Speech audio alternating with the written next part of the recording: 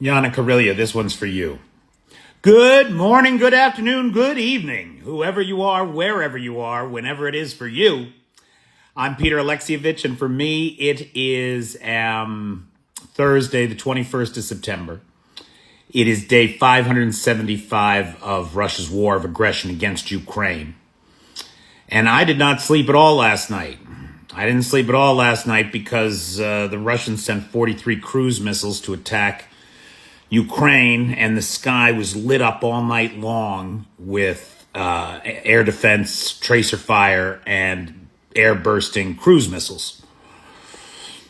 But I'll tell you something. It was worth it for what happened yesterday. So those cruise missiles were sent last night in retaliation.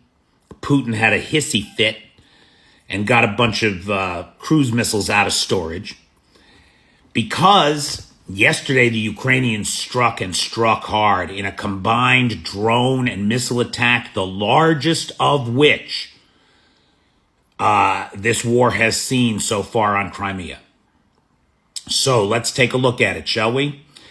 Yesterday I had a piece on the oil depot burning in Sochi. That's where the Olympic Games had been a few years ago, and where Putin keeps a $2 billion palace on the Black Sea. It's just across the Black Sea from Ukraine. You can see it there. So the drones hit an oil depot or a fuel depot. I've got conflicting reports as to whether it was diesel or kerosene or both that burned, but it burned and it burned, and to the best of my knowledge, it's still burning.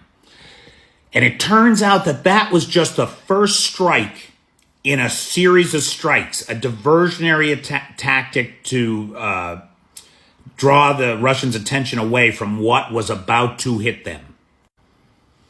And it started with a drone swarm hitting the Jankoy area of Crimea. And you see it there. That's a logistics hub. The rail lines all go through there. The roads go through there. Everything that the military needs to continue prosecuting this war goes through there to get to the front lines.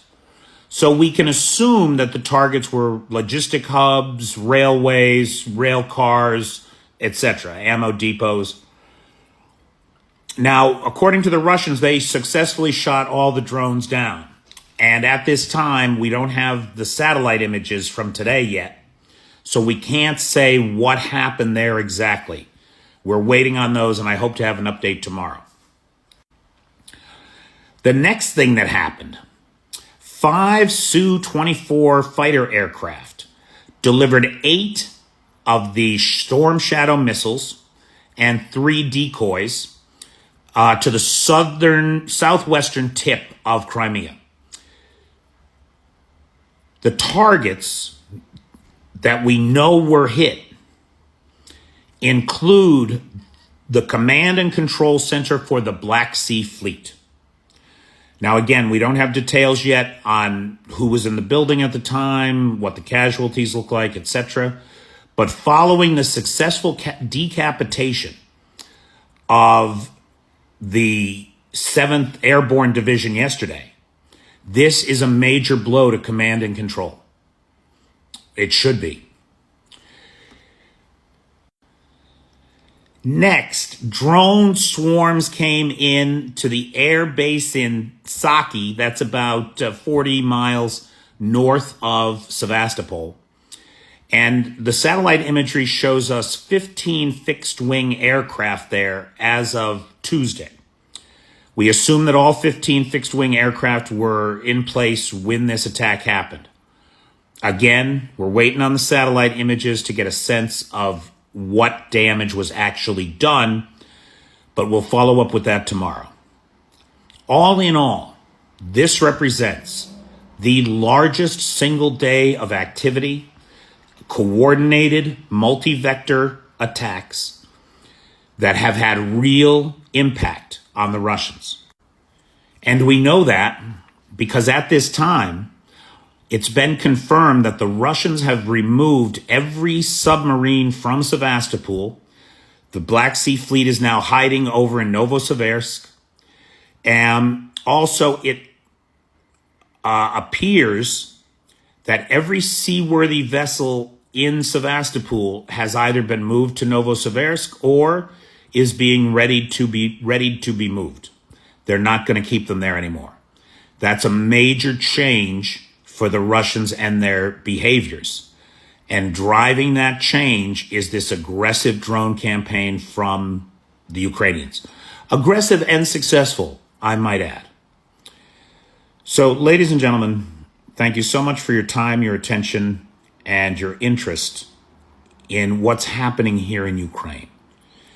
Every person that believes in the right of people to self-determination, to the integrity of sovereign nations, and to opposing autocracy and evil in all its forms, that is, every person of conscience should oppose Russia in this obscene and barbaric venture, this war of aggression against the people of Ukraine. And while I don't want to see anybody made unalive, I cheer the Ukrainians on as they fight for their freedom. In the crucible of this war, I have the great privilege of watching a people forge a new identity for themselves. And it's a terrible beauty to see. Thank you so much.